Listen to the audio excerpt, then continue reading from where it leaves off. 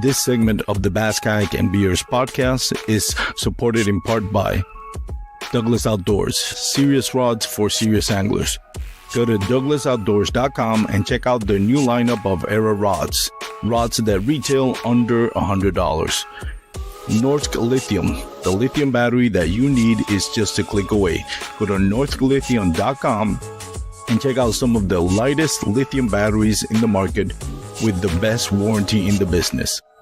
Mariner Sales, located in the heart of the DFW Metroplex, Mariner Sales has the largest inventory of kayak and kayak accessories in North Texas. You can also shop online at marinersales.com.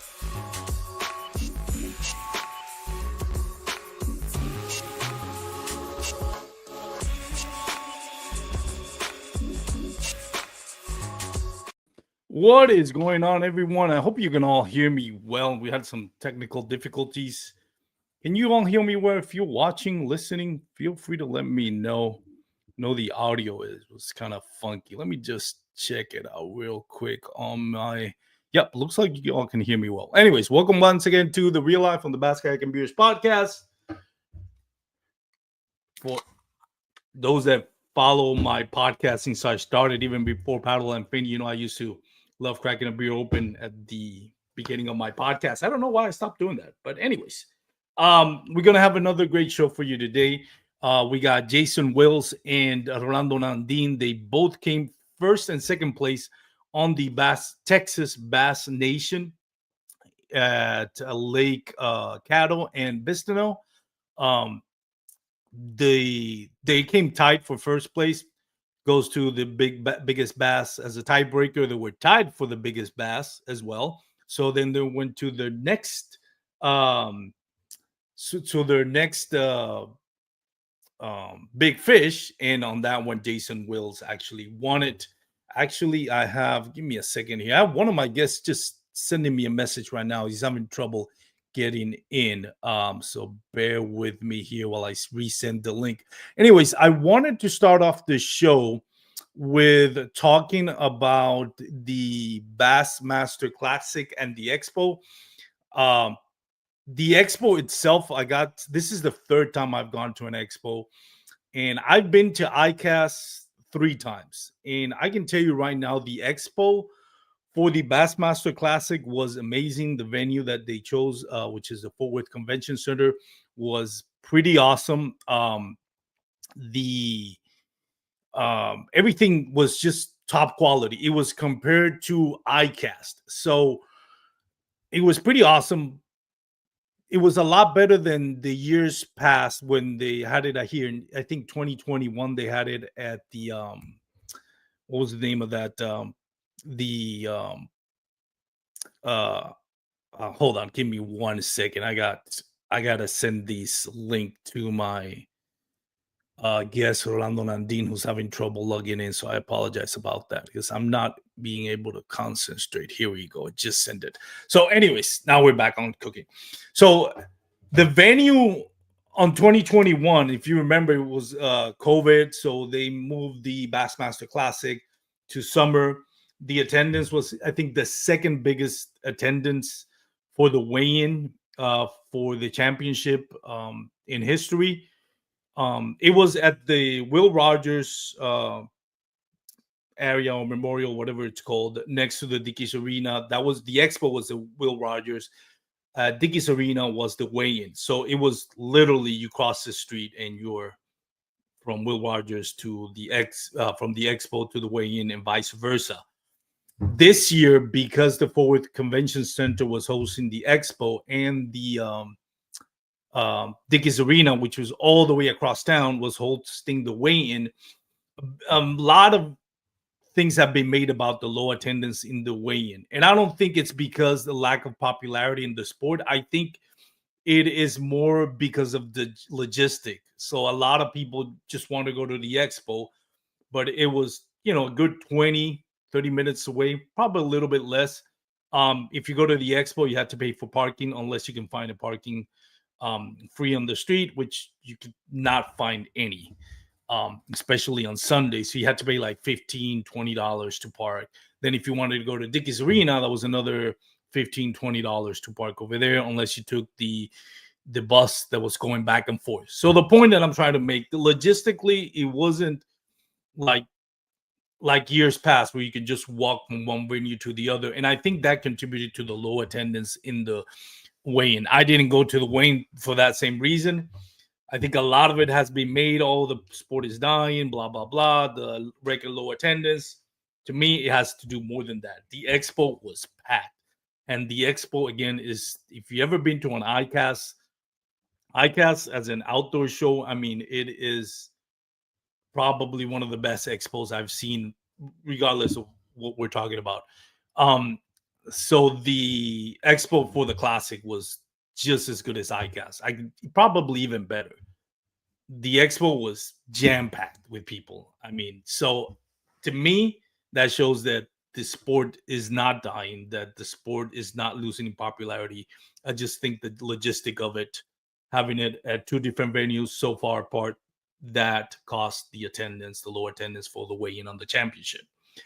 That's my 2 cents. Another thing that I wanted to mention, first of all, congratulations to Wyatt Hammonds, who won the Texas the Bassmaster Kayak Series Championship.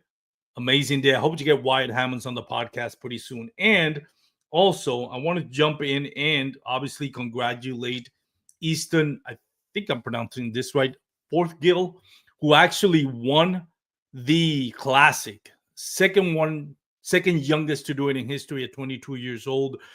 Biggest 3-day limit bag, breaking Kevin Van Dam's previous record. I think he got 76 inches, 76 pounds. That's a kayak angler talking to me. 76 pounds, 15 ounces, a new record. A lot of it has been made about forward-facing sonar, and I see the keyboards warriors trying to crap on this young man's achievement, which, if I read this correctly, I think he survived 2 brain surgeries. I don't know how true that is. I read it somewhere. Somebody told me about it. Kind of read the article. So I'm assuming that's true. If it is, I mean, that's amazing in itself. Nothing should be taken away from what this kid has accomplished. It's not his fault that the rules are the rules. He played by the same rules that everybody else has played for that tournament. Forward-facing sonar is what it is. It's here apparently for the long run. My personal opinion, I don't think forward-facing sonar has any place in tournament fishing. I think it's a great tool for people that are fishing for fun, or if you're fishing to feed yourself, you're going crappie fishing, feed your family. It's a great tool. Forward-facing sonar is awesome. I just don't believe it belongs in tournament fishing, much less at the elite level. That being said, I am not going to take away anything to this young man, Easton, who did an amazing job because he played by the same rules that everybody else played with. He didn't have an unfair advantage. Whether you hate or don't hate or love forward-facing sonar, the kid did an amazing job. It's not his fault that he's good at what he does. Okay, that is a talent regardless. Again, I don't like forward-facing sonar in tournaments. I don't think it belongs. For that reason, I don't watch any bass tournaments on TV. That's another layer to this. There's the competitive side, like the integrity of the competition. Are we, should we allow this tool that makes it so much easier to catch his bigger bass, or should we highlight the instincts and the ability to anglers to figure out the puzzle? And then there's the other side of it, which is the TV rights. When now you see that on the elite levels, they don't have to pay entry fees because of the TV rights, then that means that Bassmaster has another responsibility, not just to the anglers, but to the broadcasting channels because of the TV rights. So those decisions are not mine to make. That's way above my pay grade. Bassmaster will figure it out. Maybe at some point they'll decide, hey, it's not worth it. People are tuning off from viewership because, as myself, I don't like to stare at a screen watching somebody else stare at a screen. That's just me. My opinion doesn't mean it's only the opinion that matters. A lot of opinions, and I'm not going to come here and discredit or go like Roundy Block and just completely try to ruin it for everybody else. Everybody, I believe, everybody should make their own decisions based on what they see and what they perceive. If you love forward-facing Sona and you love to see it on TV, that's great. If you don't, you don't. I shouldn't be telling you. Nobody should be telling you what you like and what you shouldn't like. Either you like it or you don't. Either you use it or you don't. That's just it. I'm not going to talk about it anymore. Again, congratulations to Wyatt Hammond and Instant Fourth Gill. Amazing job. Well, I mean, I can't say enough about what that kid has done. It is just absolutely amazing, and I hope to see him win more tournaments. Although I don't watch it, like I said, on TV, but I'd love to see people have success. So, with that being said, let's bring in our guest for today. By the way, Mike Evans, thank you for tuning in.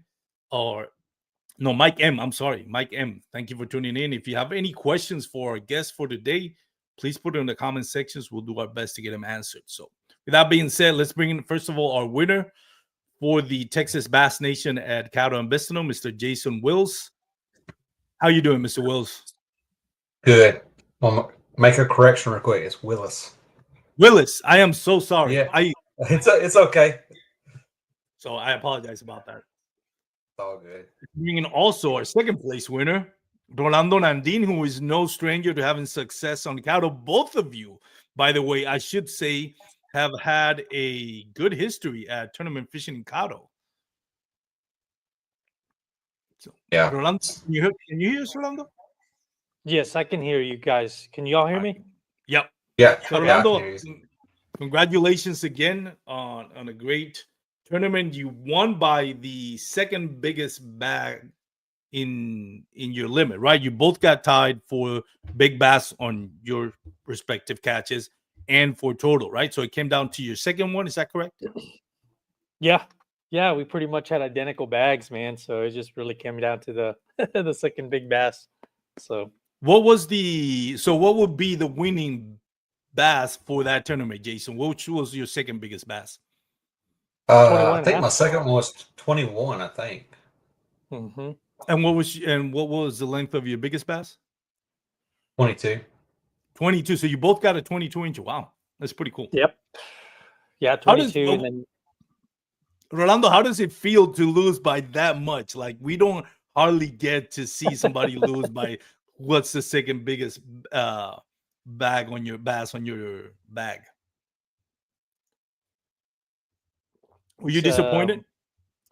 No, not really. No, I mean a little bit, right? You obviously want to win first place, but it's not too impactful as if it was like the championship for like Bassmasters or Hobie, right? So I think that would have stung a lot more. But the way it played out on my end, that I had two very good calls at the end. I was just grateful that I was able to get in the top three, right, doing that. So that was I was happy with that, and I wasn't really thinking that I even won first because I never even got to look at the leaderboard. I never even looked at it, so I had no idea where I was at. So until I got there and they started announcing the inches, and I was like, oh, maybe I guess I do have a chance. So and Jason, we were talking about on the pre-recording. Did you get a chance? You didn't get a chance to pre-fish this lake, right? But you do have a history on that lake. Right. I didn't get a chance to pre-fish. I had to work Thursday, so I got off work and I was going to drive up and pre-fish it Friday afternoon. But on my way up there, I saw how bad the weather was, and I just decided against it. I was like, yeah, I'm not going to put myself through that, take the risk. So I just decided to go and try to fish some history, which actually didn't really play out. So while I was out on the water, I had to scramble and figure something out. What about you, Rolando? I think you got to pre-fish at least a couple of hours before the weather got really bad, right? Yeah. I tried to fish, man, and as soon as 8:15 turned, my phone went off with work calls. So I was trying to get off, but I had a couple of work calls that just pretty much kept me busy all morning. And then when I did free up one call, I'd fish for a little bit, and then I get another call, and ultimately then it started to rain, so I had to get under something and be on the phone. And yeah, I really didn't get to fish a whole lot. I mean, if I'd be lucky if I even got 2 hours of it, I would say. And but the history helps.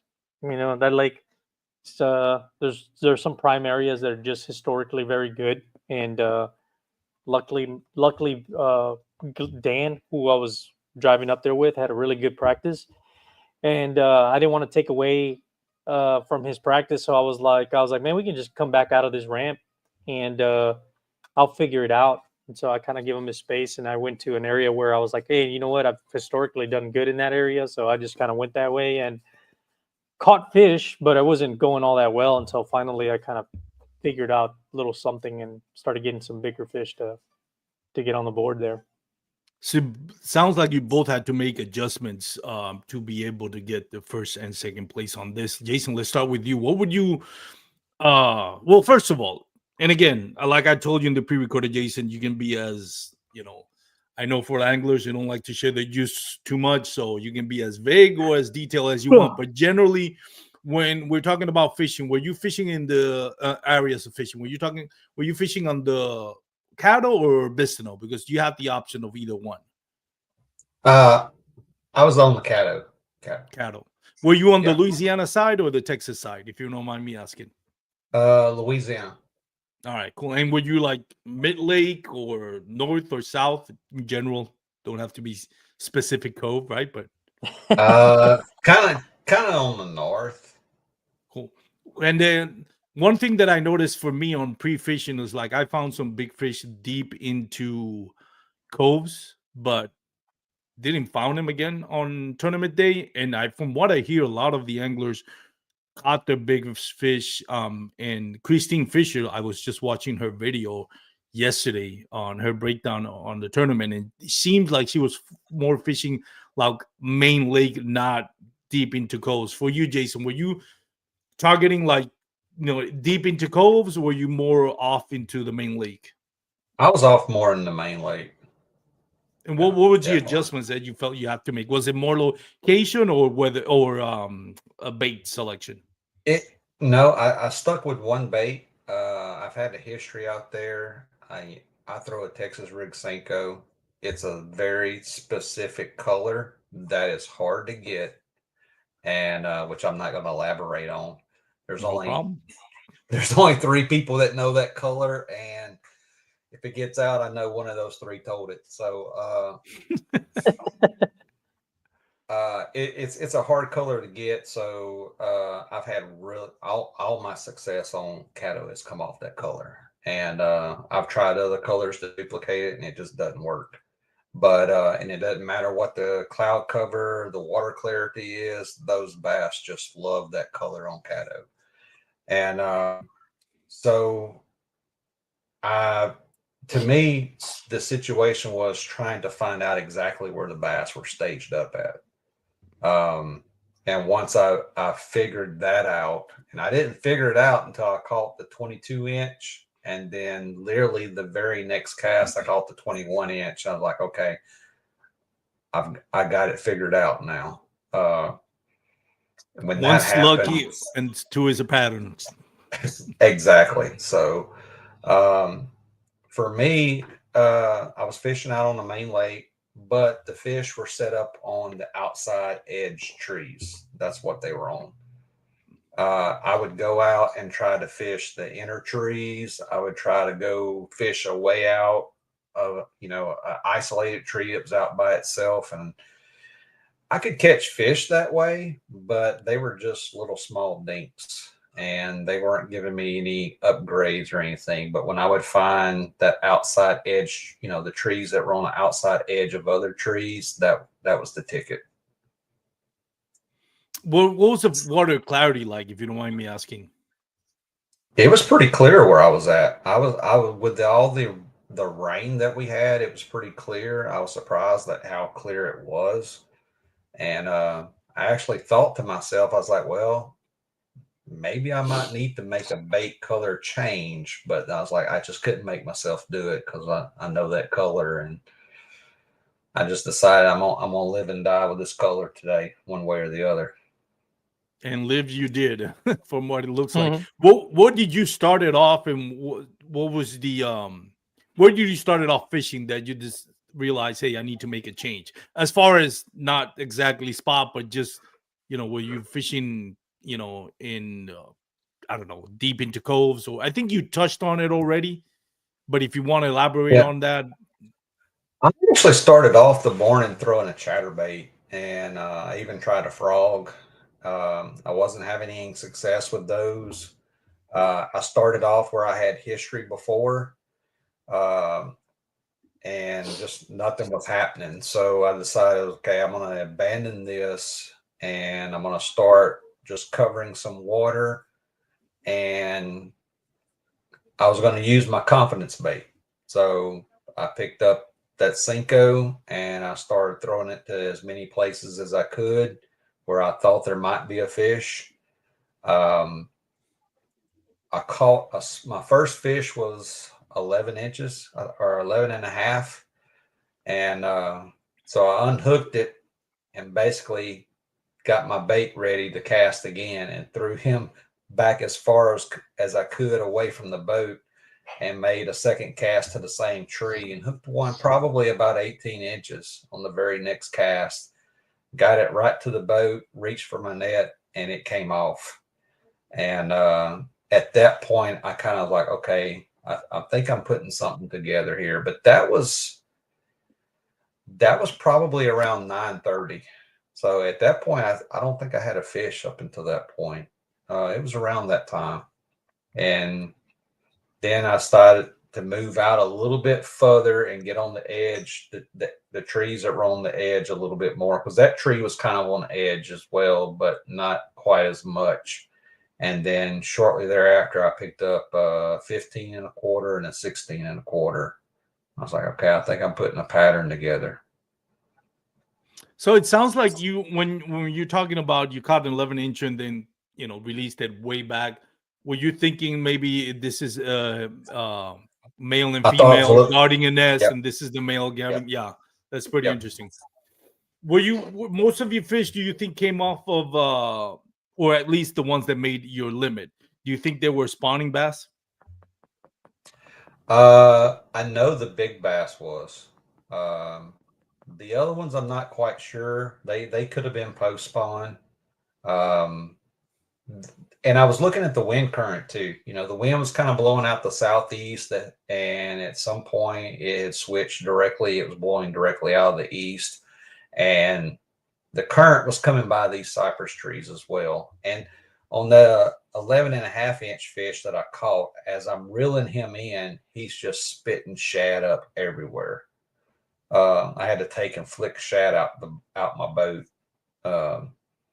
So it's like, okay, they're feeding on shad as the current's bringing the shad by the tree. So that was another, like reading the situation. Were all your fish coming off of the specific Senko color that you had, like at least the ones that got on made the final cut? Every single one of them. Were you like, what was your technique to bring in your presentation? Were you skipping them in? Were you just casting it further and bringing them slowly to the trees? Were you targeting trees? Targeting trees, casting it to the base of the trees, letting it fall, and just letting it soak for a minute before I moved it. And most of the time, I didn't even, if there was a fish on the tree, I didn't have to move the bait. They were moving it for me. I know one thing that I've learned about Caddo, and shout out Rolando to this, because Rolando, the first time we went on a tournament, I was staying with Rolando and Daniel Glenny, and I was struggling on pre-fishing. I think we did 2 or 3 days of pre-fishing for Rolando. I can't remember. But one thing that I learned on that lake is, like, once you cast it into a 3, that splash just scares the crap out of him. I was actually reading the fishing report that was released on March 26th. And the tournament was what, March 20th? What day was the tournament? 27th? Oh, no, 20th. I can't remember. Anyways, it was this weekend. Mm-hmm. And it said, like, yeah, and said the same thing. Do not cast into the trees, otherwise you scare them. Either skip it or cast it past the tree and then bring it in. Were you having problems? What was your presentation like? Were what you did to try to avoid the splash, was that even an issue with the fish that you caught? Is that for Rolando or me? Oh, for you, Jason. I didn't have a problem with that. I threw directly to the tree. Now I didn't try to make a big splash. A lot of times I Yeah. would hit the tree. I would hit the tree and just let the bait fall Ah, down, okay, slide down that's the what I tree. thought. All right, Yeah. that's what I thought.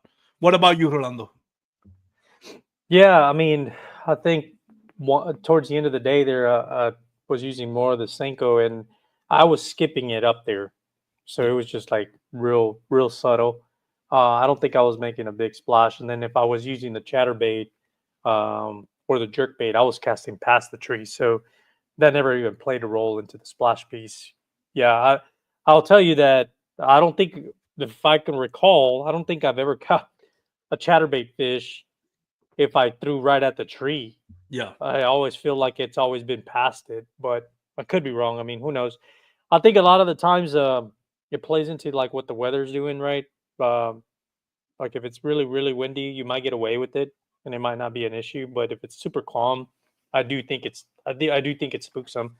Um, but that day, it was skipping or casting past the tree. Now, when I was throwing my Texas rig, I'd actually cast at the tree, hit the tree, and then it would just kind of go down it.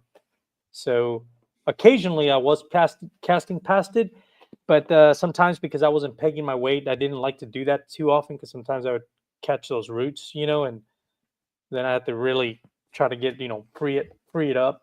Um, I know a lot of. I mean, it's more efficient probably if you peg your weight, but I wasn't pegging it, so I caught a few with the Texas rig. But I love that jerk bait around those trees, so super effective. Nobody, I mean, no, I'm not gonna say nobody.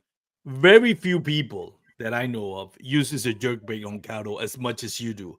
I know some people have, and some people actually have won money with it. The tournament that you won um a couple of years ago, I think, on the Hobie B.A.S.S side, you won it with a jerkbait, and I Hmm. think on the award ceremony there was one other gentleman that was using a jerkbait. When I mean, I can't even imagine trying to use a jerkbait on it. But what's your approach when you do a jerkbait? Do you like cast it like past the trees and then just start snapping it until it gets to the impossible when it gets to the tree trunk, or were you just you know doing more open water or targeting I more fish in mean, open water? I was. I mean, just like Jason, I was on the main lake, and like Christine, I was not in coves most of the time. The problem with the jerk bait is you have to be extremely accurate because there's limbs, right? You Yeah. can't just cast right underneath it. So occasionally you can if the limbs are high enough, and if you're really good at casting and really getting it through there. But half the time you always, get it right on the damn limb or something. But ideally, yeah, you cast past it and you just kind of swing around, and then you reel it till it gets up to the tree, and then you just kind of jerk it. But you got to have patience for it, and you have to have your there's a reason why I use a certain jerk bait so that it doesn't get caught up a lot down there, So that's the key thing because it's super soft wood down there, and with the trebles, I mean, you snag that thing. But there's a way to doing it that I mean, I haven't, not one time I didn't lose a single jerk bait, so I use the same jerk bait all day long. Well, actually, I take that back. I did switch colors. In the morning, I was using a brighter one, and then I kind of toned it down later in the day when it got a little bit brighter. But my water was kind of stained. Mine wasn't super clear, but it was more clear than you thought it was actually, but it was a little bit stained. I You're fishing noticed on the the Louisiana side, right? hmm yeah, I was on the Louisiana side as well. Um, did do you change the hooks? I'll ask, but I know what the Yeah. answer is gonna be. Are you gonna share what jerkbait you use, or do you switch the hooks on them, or what is it that you do? I I always know the switch the hook. answer because Yeah, I always but I'm not gonna say it. I'll let you say it. I always use them. I mean, I use the two main jerk baits I use is Mega Bass and the Stunner. Mhm. Uh, I'll mix in the re-range once in a while, but I mean, 95% of the time I use Mega Bass, and And just to believe, I mean, that's just my favorite jerkbait, and I use that, and I do change the hooks out on all of them. I never leave the stock hooks. What is So the I reason do for that? What do you, because those, I mean, the they're stock hooks on super the mega sticky. bass are no, yeah, they're super sticky, but they're also super flimsy. Like they're Yeah. real thin wire, and you try and pull away a 6-7 pounder from that tree, it's not gonna go very well for you with the stock hooks. Trying to pull away from that thing running to the root. So I have a specific hook that I switch to, and I mean I can muscle them even with those little hooks, and I like that. I use 12-pound test line around those trees, so it's plenty. It holds up, and I can pull them away from the trees with that 12-pound and the stronger hooks. But you leave those stock hooks, you'll see them. They'll open up on a 5+ pounder I bet. when you're trying to when it's pulling right and it's going towards the trees and you're pulling, like it's a lot of pressure on those little tiny hooks. They're not good. If you're in open water, they'll work just fine because you can play them out. You know what I mean? Can't do that in cattle though if you're right next to trees. Interesting. Yeah. I never would have thought of using. Especially there's two things that I hate about. I love cattle. One of my favorite, probably my favorite lake.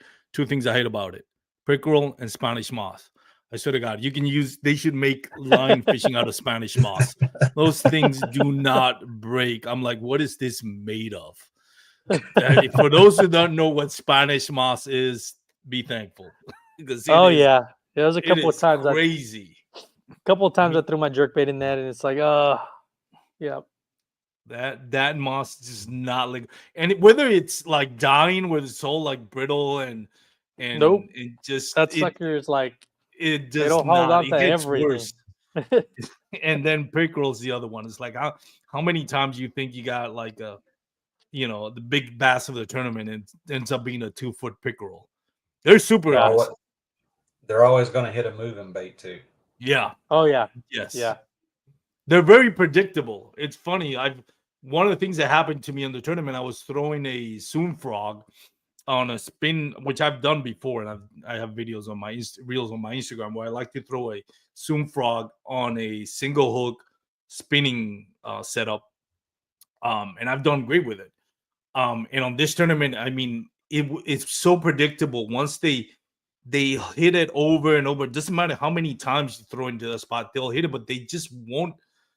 They won't hook them. You won't get hooked until finally about the 5th time in a row that this pickerel, and I cannot tell a pickerel until the final So you time actually I hook cast them.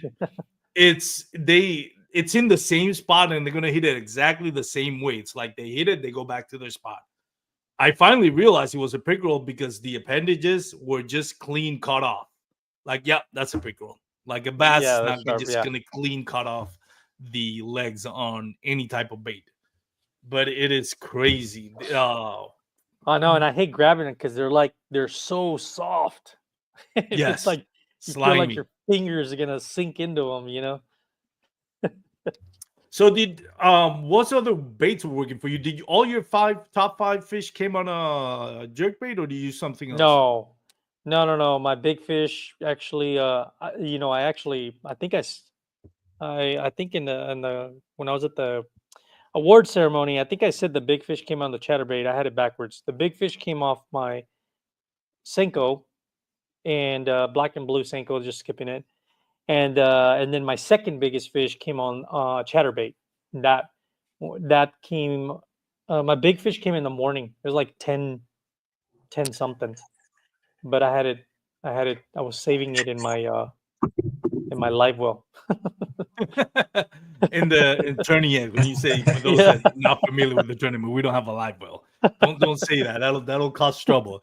We meant in the live well of turning eggs, where the app has a little live well. Well, yeah, you the don't have virtual cell live well. signal. The virtual Yeah. live well. We already had enough controversies about that. Shout out to JR Maccabee, who's in the chat. It says, "What's up, fellas? Congrats, you guys. Definitely congratulations to both of you." Jason, going back to you, when did you realize that this was going to be a special day for you as far as, what you were catching? I really didn't know because I have a tendency, I do not like looking at the leaderboard because it stresses me out. It a lot of times it'll spin me out unless I'm just having an extraordinary day. And I didn't consider this an extraordinary day. It's actually probably the second best day I had on the water, but I didn't realize it at the time. I just in my mind, I was doing some bad math. I never did do good math in class in high school, college either. So I was like, oh, I'm probably in the low 90s, and the tournament's over with. It's past 3 o'clock, and I go to the leaderboard, which is turned off. And I was like, well, let me go into the managed catch and see what my total is. And I saw that I had 98, and I was like, oh, my plans was to pack up and load up and head home. I was like, well, with 98 inches, I'm going to go ahead and drive to the results and just see what happens, and didn't realize I was sitting where I was at. I had no clue. Yeah, What about? that's kind of similar. That's kind of similar to me because I had 2 big coals at the end of the day, and I didn't realize that I was that high too until I went to go look at my managed catch. I said, "Oh, probably going to be in the low to mid 90s." But then when I opened up my deal and I saw 98, I was like, "Oh, shoot, I guess those 2 last calls were a lot more than I expected."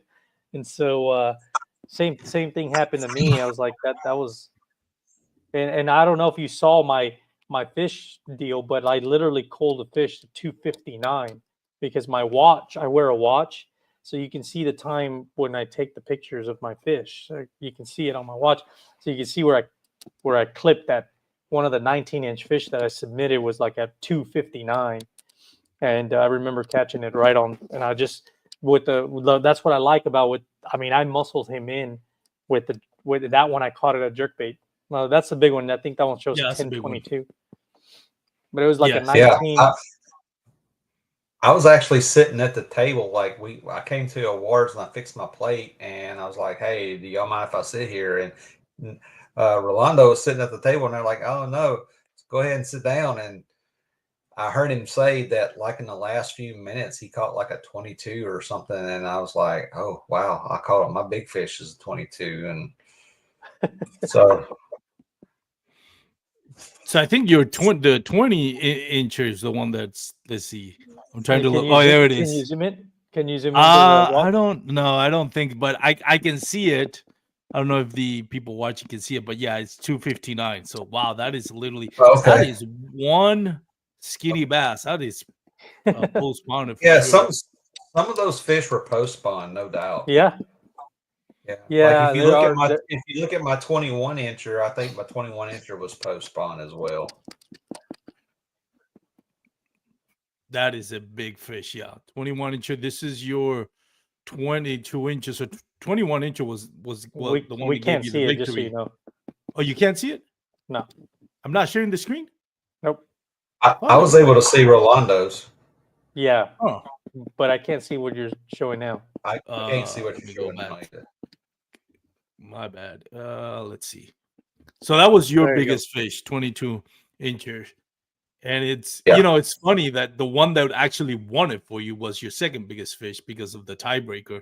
That's your 21-incher. Mm-hmm. Yeah, she's post spawn. But I think my 22-incher was still spawning, I believe. So how many coals did we have? I had 5. You had 4 coals, and then Jason, you had 2 coals. I actually the 18 and I think it was the 18 and 3/4, or maybe no, it was the 18 and a half, I believe. I caught that fish in like the last 20 minutes of the tournament. The 18 and 3/4. Actually, I left and I tried to duplicate what I was doing in other areas that set up familiar to what I was doing. And I was catching a lot of 15-inch fish, 15, 14, 3/4. And I wasn't submitting those fish. They just weren't going to do me any good. And so I was like, man, let me go back to the area where I was at, where I caught the 22 and the 21, and I caught the 17 3/4 there as well. And I pulled back up to it was specifically 3 trees that were right beside each other that were just sticking out away from the other ones. And I cast and I'm literally thinking there's nothing going to happen here. I cast to the tree that I caught the 22-incher on, and boom, I think it was the 18.5 I caught, or no, 18 3/4 I caught off that tree. Like, I was like, I can't believe I just caught a fish of that caliber off the same tree that I caught the 22-incher off from. So this tree's making the fish. Right. The tree is spawning the fish. The fish. That's crazy. The exact tree, and literally, I made that cast within inches of where I caught the 22-inch fish. That's interesting, especially in spawning season. Did yours fight a lot, Jason? Mine was freaking. It took me a minute to reel my 22 in. Oh yes, the 22. I was actually probably only about 8 feet away from the tree. I was really, really close. I had actually kind of drifted up to the tree closer than I wanted to, and I just made a little lob cast to it, and got a little backlash in my reel, and I pull about 2 or 3 feet of line off from my spool, engage my reel, get the line back on my spool. And when I got the line back on my spool, it's like the line is pendulum back in front of my boat. Literally, the line is moving right directly in front of my seat. And I'm like, and I put a little tension on it, and I like, something is swimming with my line. So I literally just set the hook straight up, and that was the 22-incher. She was right under my boat when I set the hook, and she went out and straight in front of my boat. She went to the left-hand side. She came back around. I was trying to keep her out of my motor because I have a front motor on my boat. And when I finally got her in the net and got her in, I was like, I don't know which one is more exhausted, her or me. But she gave me a good fight, a really good fight. Yeah, same here, man. Mine was all over the place, and it jumped a few times, and I was like, oh God, I hope I don't lose this fish. It's like, so. Yeah, I took all the photos. I took the selfies and took multiple pictures of her on my board to make sure it was right. And I actually had her in the net. I had her on a donkey leash, and I had her in the net. I have my net hanging off the side of the boat, and I'm sitting on the handle of the net. And this little pontoon, not a pontoon, this little flat bottom boat comes going by with 3 guys. And I'm just acting like nothing's going on. They cruise on by me. And after I released her, like I said, I fixed my Cinco on my hook, and I cast to the very next tree, which was probably only 7-8 feet away from that one. And boom, that's when I caught the 21-incher. Yeah, I mean, it happened just that quick. Yeah, I think I took the male off this tree because I cast to the same tree. I caught like a 16 and some change off the tree, and I threw him behind me, and then I casted back up to the same tree, and then I caught that 22 off of it, and I was like, oh, they must have been spawning.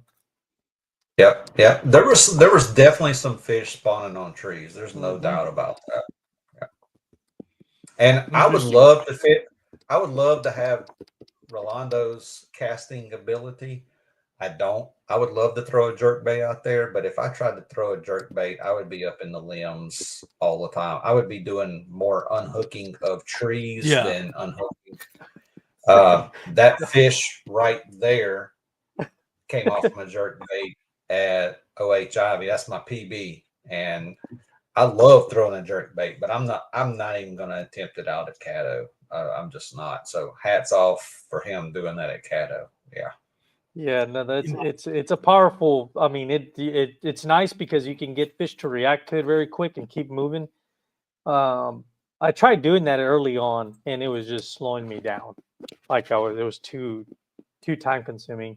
It's really good when you know there's big fish around, but in the morning I was losing too much time trying to do that, and then I started trying to I just did moving baits, and then I was throwing the worm around with the 1/4 ounce, and I was catching a lot of little fish, and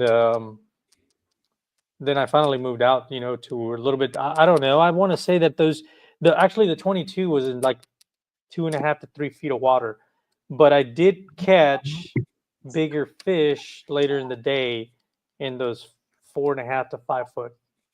Because at first I tried to go super shallow, like 2 foot of water, and I wasn't catching anything of size. But then I I was then in I went about 3.5 feet. Yeah, I think that's where I caught the big one at. And then I caught my second big one like that, but that was later in I caught the second biggest one. I caught it in the day with the chatterbait running near deep, running shallower trees, but that were near deep water. Like the tree wasn't actually sitting in the deep water, but there was deep water nearby. Right. So And with mine, like I said, outside edge, like literally just a few feet away from those trees was a little ditch, like just a subtle 1 foot drop, and that came back up. Just a little ditch, and those trees were on the outside edge of it. Yeah, but the funny thing is, we were all in main lake stuff. I didn't catch. I tried. I went hours with no bites fishing like deeper in the coves, and I went probably 2 hours with no bites, and then I did get a bite. And there were smaller fish, and everything came off the main lake. Let me ask you both gentlemen this question. Like, one of the things that with cattle, like we're talking about, is of all the lakes that I can think of that I personally fished, I feel like Caddo is the one that really tests your casting, skipping, flipping skills. Like it's just a different beast than any other lake. You really have to be good. To me, that was one of my downfall on this tournament. It was just without fishing nearly. I mean, I didn't fish the last 2 months of last year and none of the first 3 months of this year. So casting was super rusty, skipping was super rusty, and I think that it is this lake more than any other lake. I think that is the biggest priority. Like if you can't really dial in your skipping, your casting, your flipping skills, you're not gonna find success. And one of the things that I've noticed is, especially with this type of with all so much timber and shallow roots and all that, I've seen a lot of anglers go to, ditch the braid and go to fluorocarbon, something that's not going to get snagged. Do any of you adopt that type of mentality for this specific lake, or do any of you use braid or fluoro when you're fishing on timber and stuff like that? We'll let Rolando go first. Yeah, I'm a fluoro guy. I don't like braid. I have all my spinning gears have braid on them, but then they have a long leader, right, of fluoro. But all my bait casters have fluoro. The only one that doesn't have fluoro is my punching setup. That's it. But I'm not a big fan of braid. I don't like it when it's windy. You know what I mean? So I don't know. I just don't really care for it. So I'm always using fluoro no matter what. And then if if I'm throwing a Senko like through lily pads and all that stuff, I'm just throwing it with 20-pound test line if it's moving around. Like I don't know. I'm not a big fan of braid. What about That's you, just Jason? me. No, it's a valid point. The only thing I use braid for is I'll use it for top water applications. Like if I'm throwing like maybe a spook or a frog. I will use it for punching, but I even have a punching setup that I have 20-pound fluoro on. If I can do the punching with the 20-pound fluoro, I'm going to do that over the braid. If I'm out at Caddo, it's almost fluorocarbon all the time. And as far as the skipping is great, but I think if you can make a cast where you can throw to the tree, You can hit the tree and let your bait Yeah. slide down the tree. That cast is going to be more productive than skipping, because when you skip, if you're just throwing your bait to skip, what's the point? You're just making more noise on top of the water. Whereas a subtle presentation where your bait just hits the tree and drops down the tree, I think is more productive. Now, Yeah. we all know Caddo has a lot of trees that have overhanging branches, and sometimes you have to skip underneath that stuff. But if it's not necessary, don't make a skipping cast just so you can make a skipping cast and it looks good on the video. There's no point in it. But yeah, I go fluorocarbon every chance I get. Yeah, I think the skipping, I mean, for me, yeah, it does make, I have a couple of cool reels that have done pretty well on Instagram because I have that, video of me skipping it.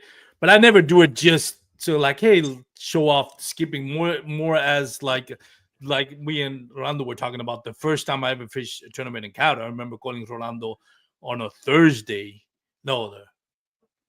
Thursday. I was like, dude, I can't get a bite.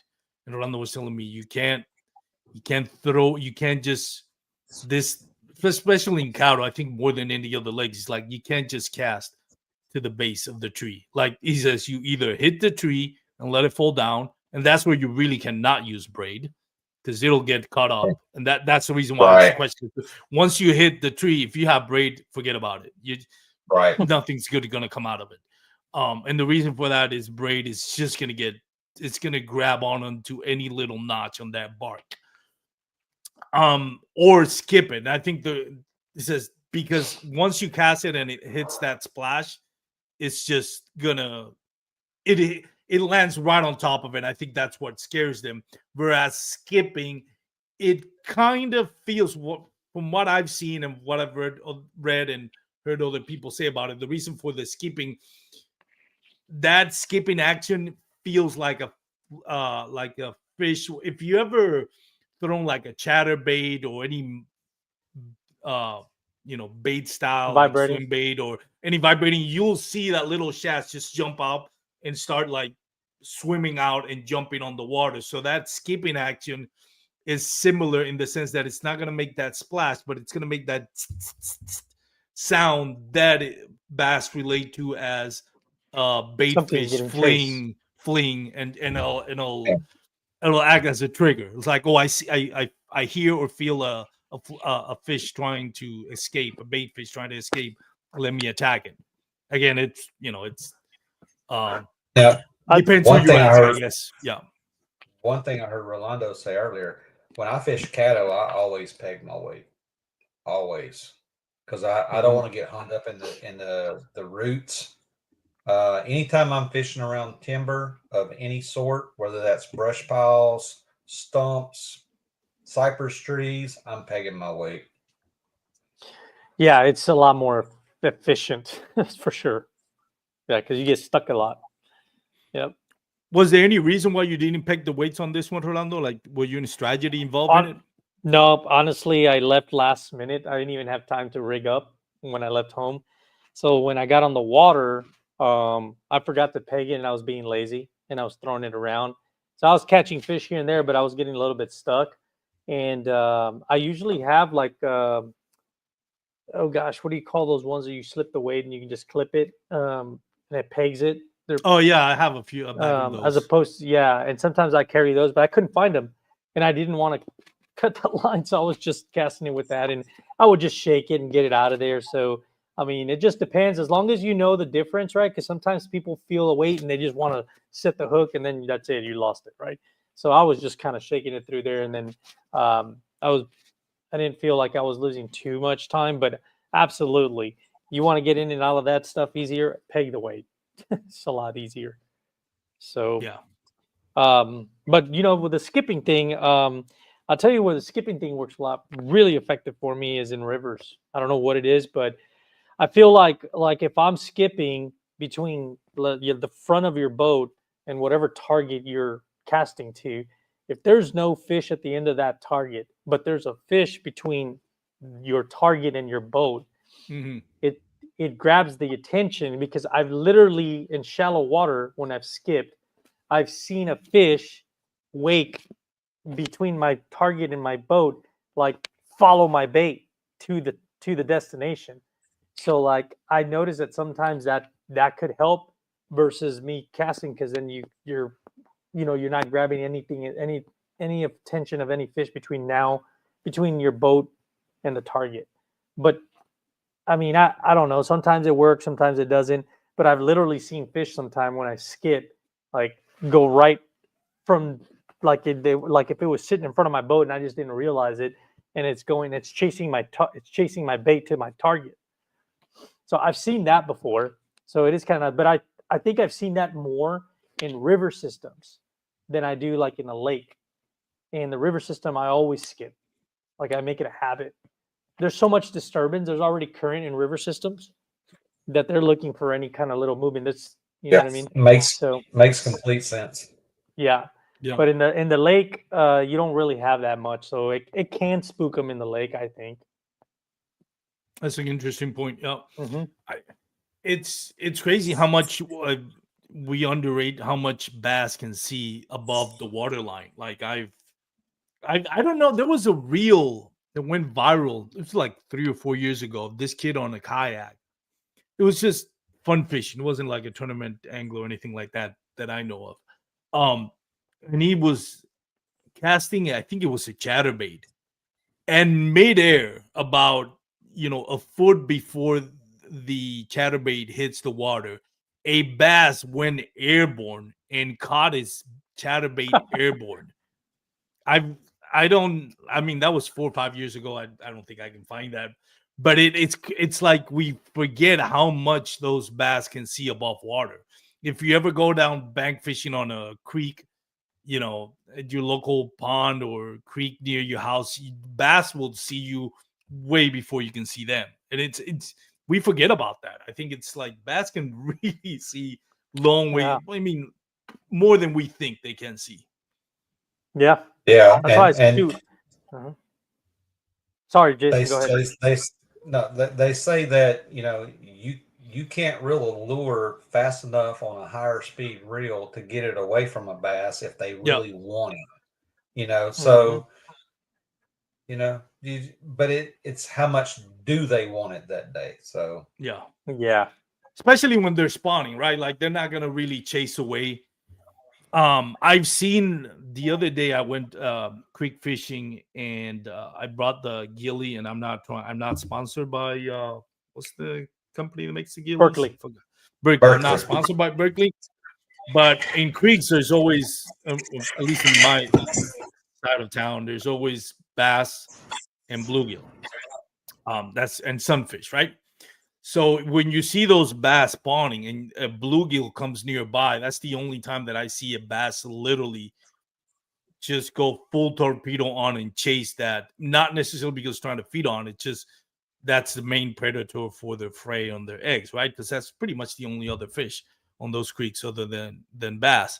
So that little gilly, when you throw it near you can run it fast through a or next to a spawning bass and they'll chase after it. But for the most part, anything else would be, and always depends on what stage of their spawning is. Has she dropped the eggs?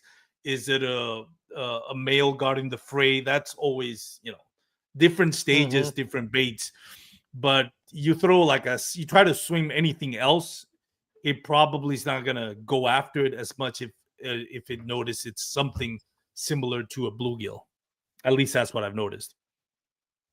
So just going back to what Jason said, if they want it, if they're not guarding a nest or if they're not just ready for spawning and they're feeding, they'll eat. But when they have what we call lockjaws, I mean, yeah, they're not going to chase a bait fish if you're reeling in too fast. It's more like if it lands right there and their nests are close enough to it, then they'll kind of pick it up. Yeah. I just realized there's a three-way tie. I mean, it was all three top places were yeah, 98 inches. Oh, really? Oh, yeah. I didn't know We that. were all we were all right there. Oh man, So if I would have known yeah, that, I would have. I feel bad not. who was the third one? Uh, Jordan Westerman. If I would have known that, I would have called Jordan Westerman and have him on the podcast. I feel bad. So his biggest bass was 21 and a quarter inch. So that's why he got third place. yeah. Yeah. So Well, I mean, congratulations to Jordan Westerman. yeah, first, second, and third is literally like less than an inch. So It's interesting. on a tiebreaker fish. On a tiebreaker fish, yeah.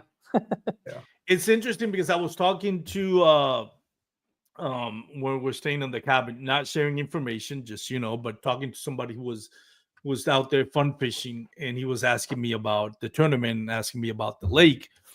And Rolando and Jason, you both have a lot of success on this lake on different tournaments. I feel like Caddo, never fished Bistineau, but I feel like Caddo, the difference between, let's say, Caddo and Fork, not geographically, but as far as quality and quantity, is on Caddo, you get a lot more of the 20 to 22 incher fish you can win a tournament like you just did with 100 or less on Caddo, somewhere in the upper 90s. Whereas in Lake Fork, it has more of the 22 to 24 inches, and that one, when you fish Lake Fork, you figured you need more than triple digit. I mean, you need to hit more than the century mark. I feel like Caddo is like overabundant, not overabundant, but very abundant in that 18 to 20 range fish. And that's why you'll never, I don't feel like you ever see like the 100. Well, actually, Brian Scarberry, I think, what 105 this tournament last year or something close to that. But you rarely see like 105 or more on Caddo. You usually see 100 or less. Do you feel like that's accurate? Yeah. Well, my personal opinion, I mean, you look at the Bassmaster back in October, I think a lot of it has to do with the time of the year too. Yeah. So you had Abby, Guillermo, and myself. We were all over 100 inches on day one. Day two was a little bit tougher for everybody. And I think Guillermo was on Bistineau. Me and Abby both were on Caddo. And if you look at the history of different lakes, they have their ups and downs. Mm-hmm. They go through periods based off from different circumstances. And I think Caddo went down for a little bit, but I think it's on the incline at this point. I think you're going to be seeing bigger numbers come off Caddo over the next 2 or 3 years. That's happening with Toledo Bend right now. So with Toledo Bend, I mean, typically you go to Toledo Bend and a kayak tournament, if you're in the upper 80s, you're setting good. And if you're in the lower 90s, then you're golden. But I think that's changing from what I've been seeing following Toledo Bend and seeing what the Bassmasters did this past year. Toledo Bend's coming back with a lot of grass. I don't know exactly what's going on with Caddo right now, but to me, it's on the incline. Lakes just happen to do that. I think a lot of it has to do with the spraying of the vegetation, the amount of pressure that they get. But right now, I think Caddo's on the incline. That's my personal opinion. Yeah. Sounds about right. Rolando, what are your thoughts on that? Well, I would say it's probably, I mean, I'd have to agree. I think the quality were a lot better this time around. I mean, every time when I've historically done good on Caddo, it's always been like low 90s.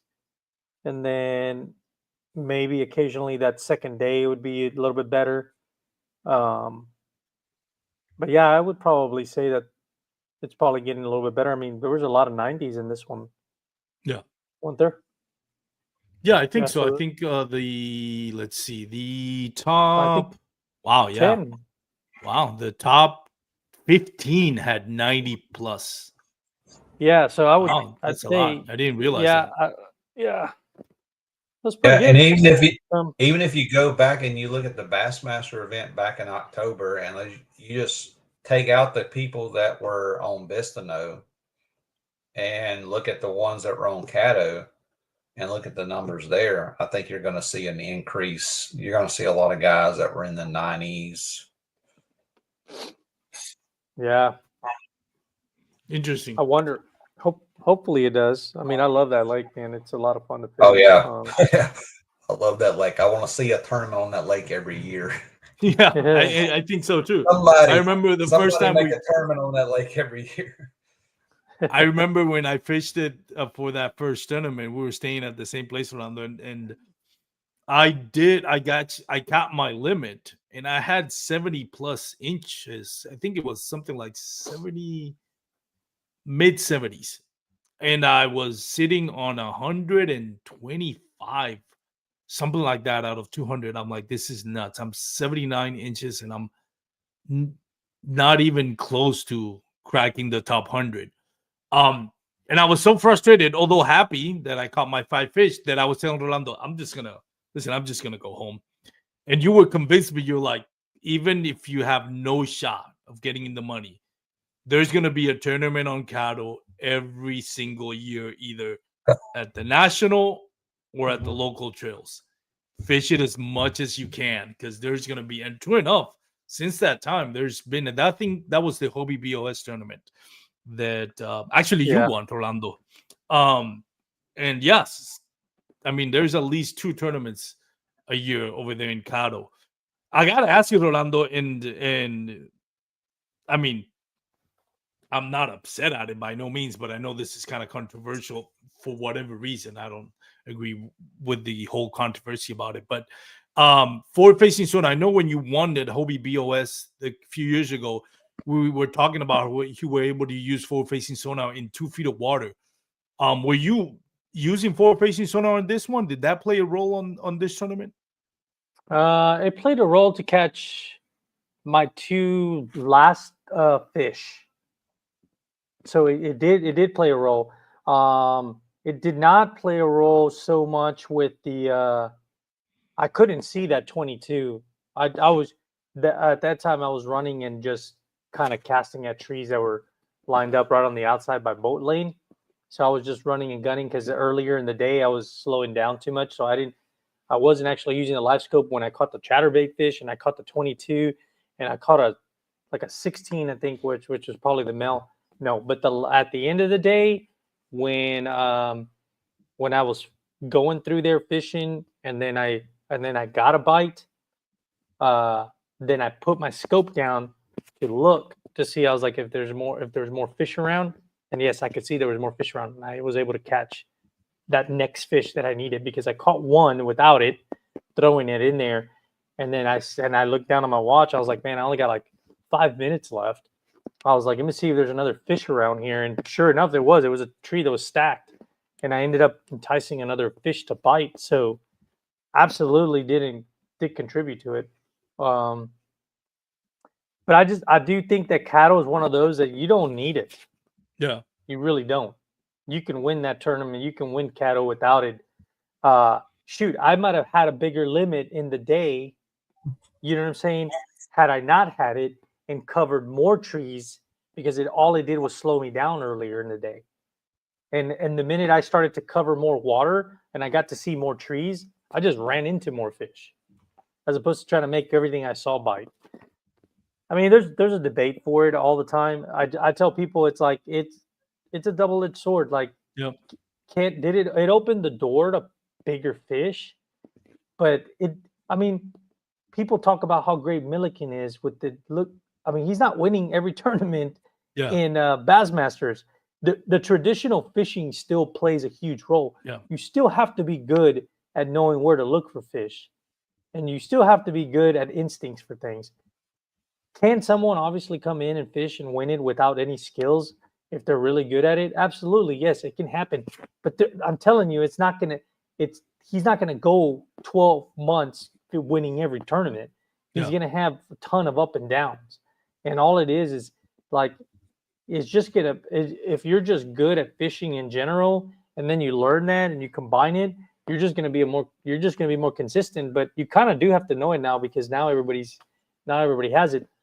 But I'm not really for the argument that it's making the competition is just better, period. There's kids fishing at a younger age.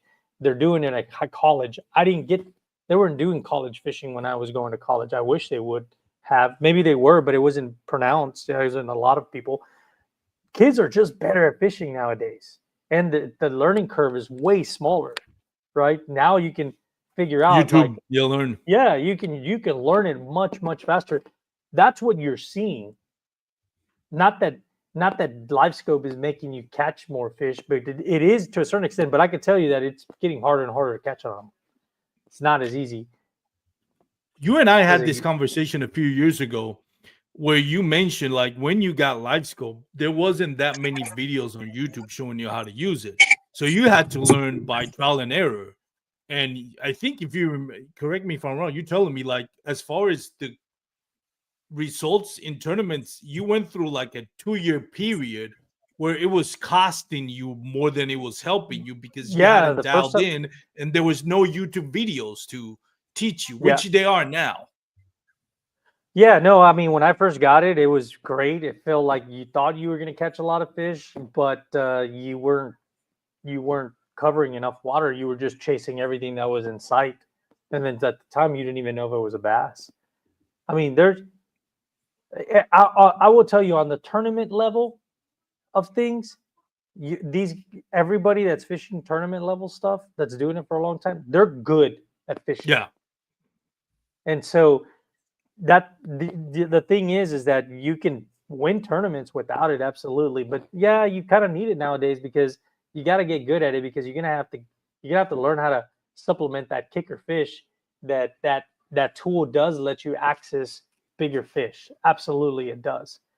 But I do think that if you took it away, the same people are still going to be winning. Yeah, I agree. And I just do think that it does open the door for a random person to come in and get up in that upper level and one or 2 or 3 tournaments in the year because of it. But ultimately, the same people are going to still be at the top. Yeah, I agree with it.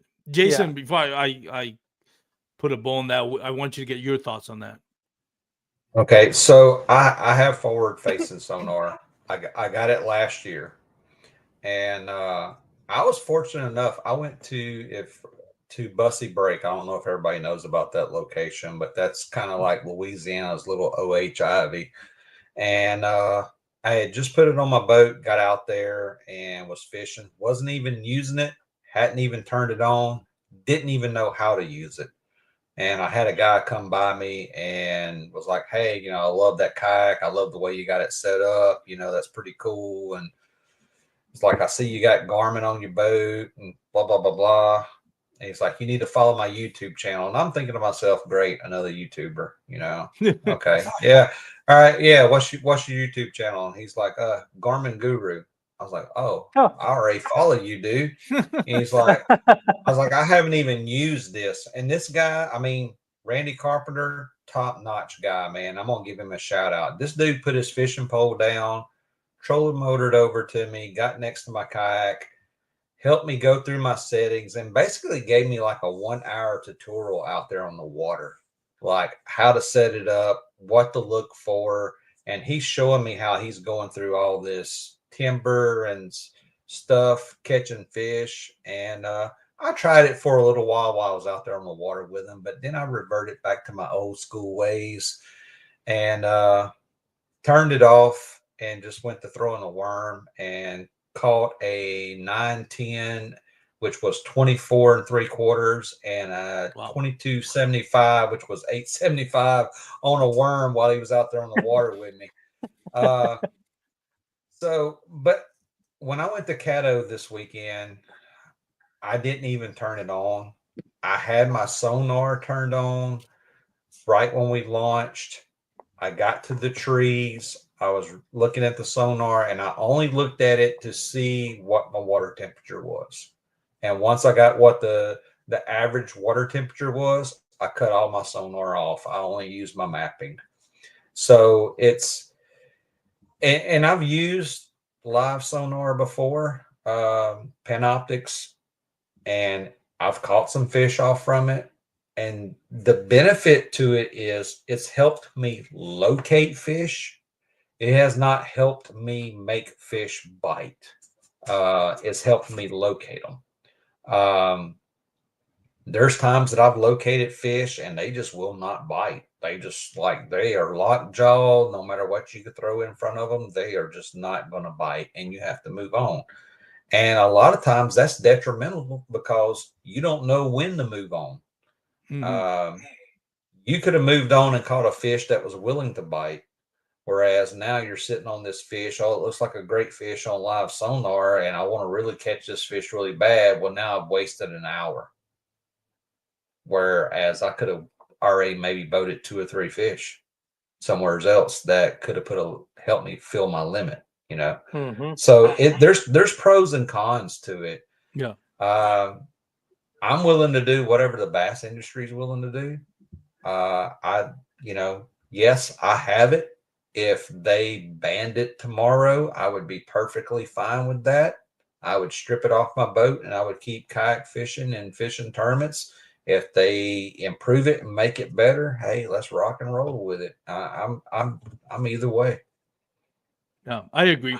That's what I wanted to touch on when I started the intro. I don't know if Rolando had joined us at that point, but it's like everybody makes their own opinion on it. I have my thoughts on it, like I mentioned in the beginning of the intro, but at the same time, it's like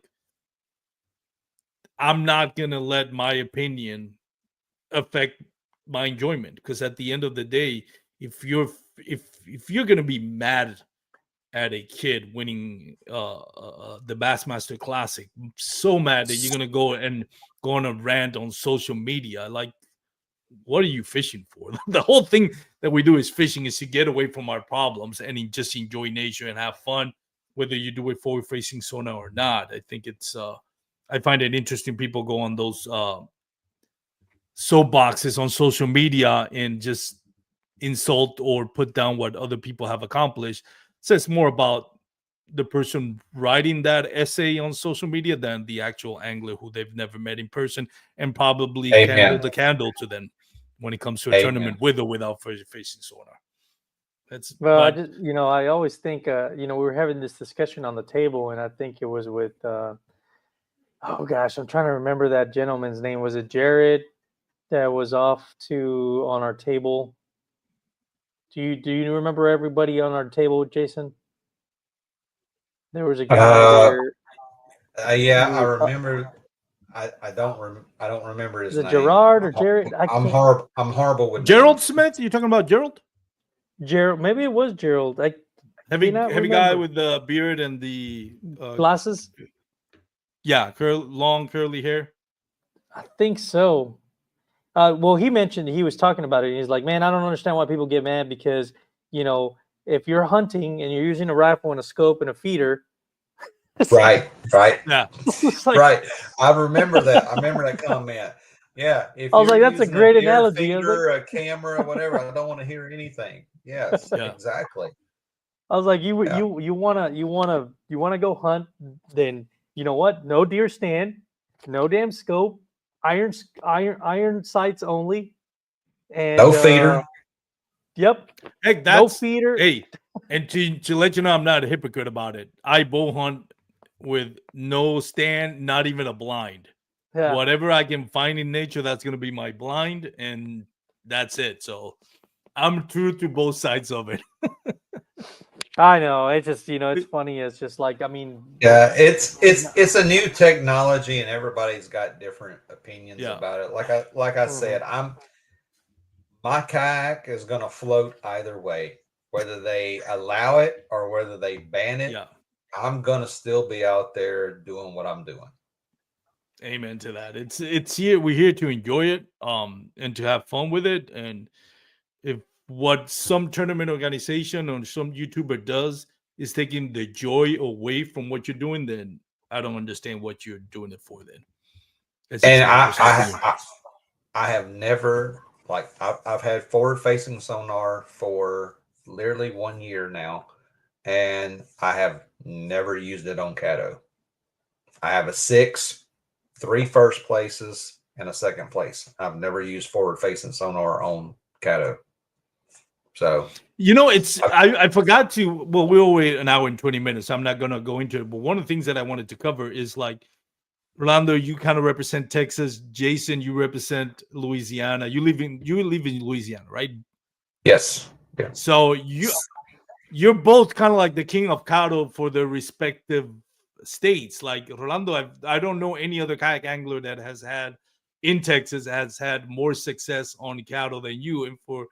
And looking at your kind of like your bio on social media, Jason, of what you've able to accomplish, I can't think of any other. And granted, I'm not very proficient of the information of who's doing great in Louisiana, but it seems like if there's somebody else doing better than you in Louisiana on the Louisiana side on cattle, I'd be surprised. It's kind of fitting that you both ended up 1 and 2 tied, literally to first place. Took the second fish to actually determine who won. That both of you end up being in the top 2 in this spot, because it seems like from the Louisiana side and from the Texas side, you both are top 2 anglers in cattle based on your previous success, including this one. So congratulations on both of you, gentlemen. Always a pleasure. I know I bought didn't I buy a kayak from you, Jason? Yeah. You did a few years ago, yeah. So I sold a Pro Angler 360. You bought it for. I met you in Houston. Yeah, I remember that, and so I've known. Yeah, I mean, we've fished against each other for a while now, and we kind of know. I've always known you've always been in Louisiana, right? No, I was actually I was in Texas for a while. When I first started kayak fishing, I lived right on the Texas-Louisiana line. And so I was in Orange, Texas when I started kayak fishing. And about 5 years ago, I moved. I'm originally from Louisiana, so I moved right back across the state line into Louisiana. So I'm literally 7 miles into the state from Texas. So I mean, kind of both states kind of have my heart, So yeah. Well, you're right you could cross over at any time. Real easy. Hey, same here, man. Hey, I know. I know. Anytime I see Rolando's name on the angler list on the leaderboard, it's going to be a fight, and I know he's going to be up there. Yeah, for sure. No, yeah, I've seen Jason. That you've done well too on what was the other Toledo Bend? Haven't you Toledo Bend? Yeah. Toledo Bend, yes. Yep. Yeah. I consider Toledo Bend and Sam Rayburn my home lakes. It takes me about the same amount of time to get to both of them, but I spend more time on Toledo than I do Sam Rayburn. Yeah, those are fun lakes. Man, those Toledo and Rayburn, those are real competitive. Those are always tough to win. That was I mentioned this on the podcast, Rolando. What you did in Toledo Bend, and you kind of did the same thing the first time you won in cattle. Well, the first time in National Trail you won in cattle, and correct me if I'm wrong.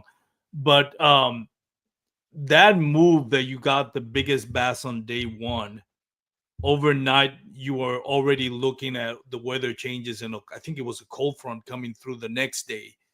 Yeah. And you went to a completely different spot in a completely different bait, and you managed to get the biggest bag on day 2 as well and come up with the win. I've never heard on anybody that just goes like, I did this on day 1 and got the biggest bag.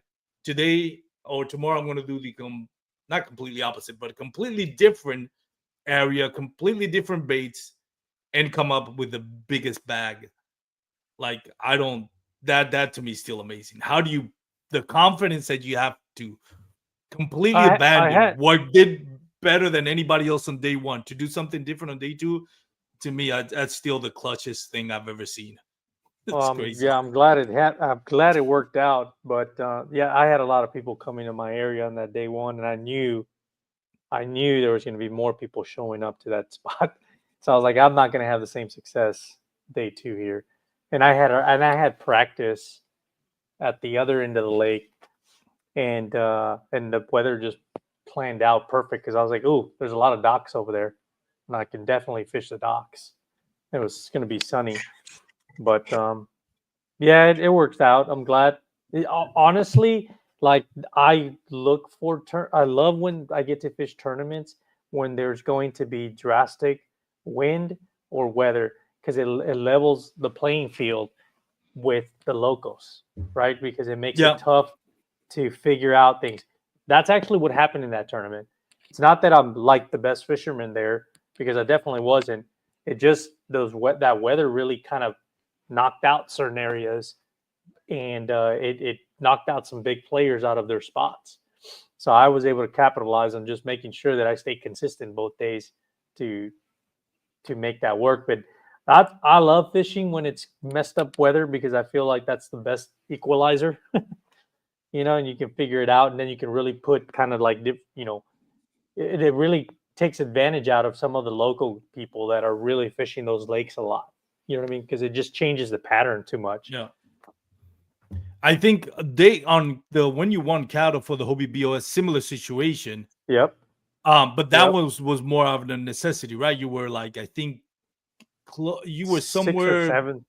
Yeah, 6 or 7. So a change have to be made in order to kind of move up, which you did, that's you still did it, which is why I've often said on the podcast, every the top anglers, a lot of them have their bread and butter. Like, this is what they're really good at. And one thing that's like, what I think Rolando is really good at is adapting to changes, anticipating them, and making the right moves. Now, there have been times like last year in Caddo, you were telling me that, for the Bassmaster National Trail, that completely ruined you. That adjustments you made, it doesn't always pay out. It But for doesn't the always most work part, I out. think it's clutch. What Dude, you've done is always have been cattle. impressive. Yeah. Yeah, I'm starting to learn cattle. Just there's certain areas in cattle that doesn't it doesn't matter what year it is or what time of the year it is. They're going to be somewhere there. You just have to figure out whether they're going to be closer or Right. There's key areas there that are just constantly populated with fish. Caddo has Go ahead. not always been good to me. Yeah. There's been times where I have struggled to break out a 75, 80-inch limit. And last year, I just decided I was going to scrap everything that I knew about Caddo, and I was going to go to new areas. And prior to the Bassmaster event, prior to that being off limits, I decided to just go check new areas. And that's how I was able to stumble upon the areas that I fish now. And it's multiple areas. It's not just one specific location, but I was like, okay, I'm doing something totally different now than what I was doing before on Caddo, and it's working. So, and that's going off from what Rolando said. Yeah, there's areas on that lake that just outshine other areas. Doesn't matter what time of year. Yeah. Well, gentlemen, I've had you for an hour and 28 minutes. As much as I want to keep talking and ask you more questions, I want to be kind of respectful of your time because I know it's getting kind of late. So I really appreciate both of you coming on the podcast and talking about this for the last hour and 30 minutes. Jason, Rolando, congratulations on both of what you've done and the success you've had in the past, and looking forward to seeing you both on the water at previous tournaments and see what you're able to accomplish. Before I let you go, I always like to, give a few minutes to, if you want to shout out anybody you want to shout out, plug any sponsors. Jason, anybody you want to thank, anybody you want to plug into this podcast? Absolutely. I said this at the Bassmaster, and I'm gonna say it again. All my success, I give it to the good Lord above, Jesus Christ. I wouldn't be able to be successful without Him. It's me in the boat. It's me pulling the fish in, but all the glory goes to Him, and I'm gonna continue to give that to Him. I want to thank my wife for allowing me to go and do this and to support me in it. I want to thank my brother who lives up in the Bossier area for giving me a place to crash whenever I'm up there fishing Caddo, for feeding me. Far as my sponsors, 6 Sense Fishing, Impulse Fishing Rods. I caught all my fish on the Impulse 7-foot medium heavy rod, my absolute favorite rod.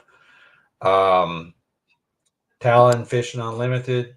They are on Toledo Bend. They make some great jigs that I use. I'm trying to think of all my sponsors. Gill Fishing.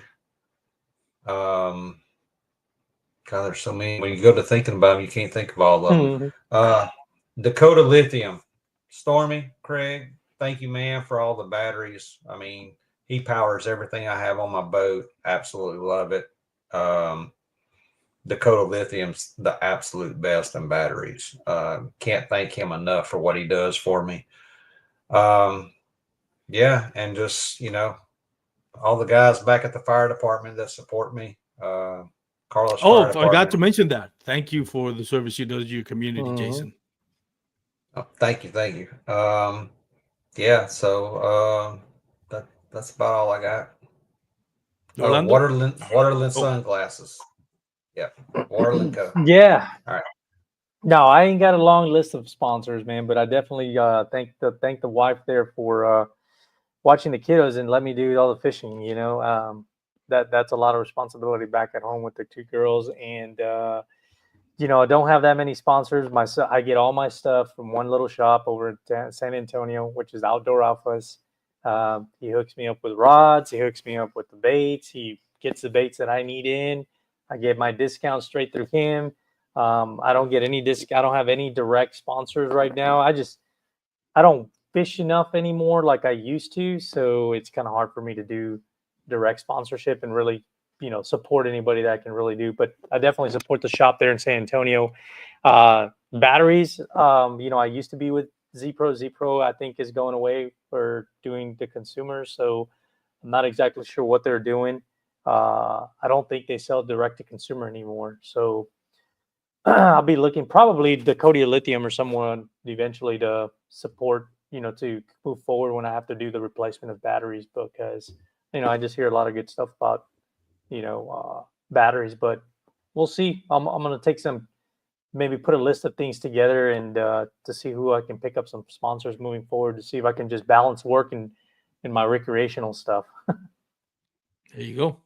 Yep. Well, gentlemen, thank you so much. Again, I'll let you go. Have a great night, and thank you for being here. And again, congratulations.